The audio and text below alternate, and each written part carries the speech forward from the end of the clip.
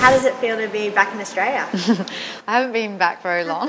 I got in last night around 12 o'clock. So, but no, I'm really happy to stay here for a week and see my family and friends and relax a little bit.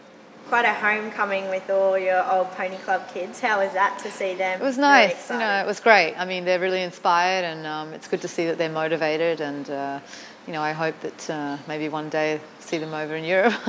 Is it nice to come back and realise you've got a really big following here as well as Europe? Yeah, it is. It is good to know. I don't really think too much about that, but it's good to know. And I think there's so much internet coverage, and so people in the last 4 or 5 years have been able to get a little bit more of a taste of how it is over there, so they can follow me a little bit more. So that's great. Yeah. Global Champions Tour to win the overall series. How was that?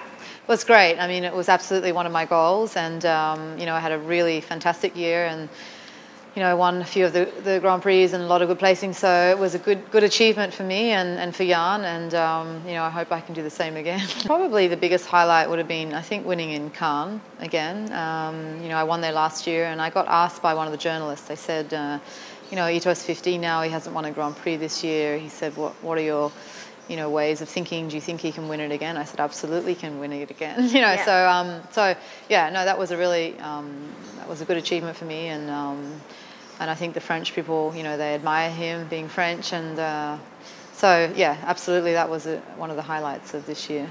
What's the key for you between now and London? How do you prepare heading into the games?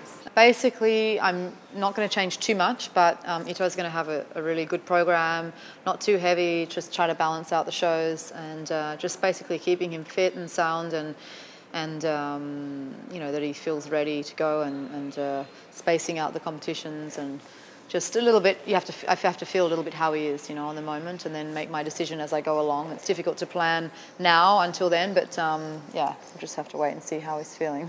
London's going to be an amazing venue, Greenwich Park, with all the equestrian events. What are you most excited about with London 2012?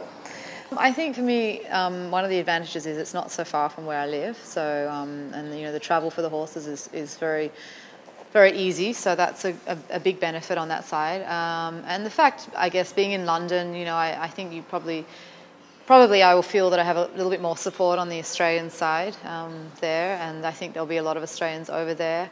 The fact of the matter is, being in an English-speaking country, similar to our country, same Commonwealth and everything. So, I think, I'm really looking forward to it. I don't often get to London to do many of the shows there, so it's great. So, I'll be looking forward to it. So the goal for London, is it just striving for that medal? Yeah, I mean, first of all, we have to see which team we've got together, and it'd be great if we could get a team medal, but that's really going to depend on who's in the team and how that looks. And for myself, I'd definitely be having the vision of trying to win a medal. That's a little bit on the plate at the moment.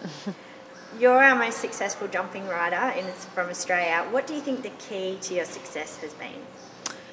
I think the key to success has probably been to stay committed, and determination and hard work, and to just try to stay on the one track and keep on that track,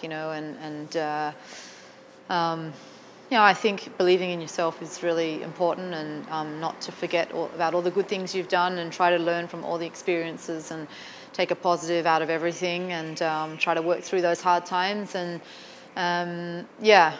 I think motivation is and making a good plan and having a great management team behind you. Because you were talking earlier that you didn't start out the greatest jumper in the world, and do you think it's just been that persistence for you, like the passion for the sport, to keep going? Yeah, definitely. I mean, I had a lot of ups and downs, and I had a lot of bad horses when I was here in Australia, and I had a lot of good horses as well. But I think those hard times got me through, and made me realise a little bit where I have to be, and what kind of horses you need to have. And the bad horses taught me bad habits, but they also taught me some good habits, and gave me probably a lot more strength and determination. And I think probably a lot of people might have given up by that stage, and so just proving to myself that I was strong enough, and probably gave me a little bit more edge to my success.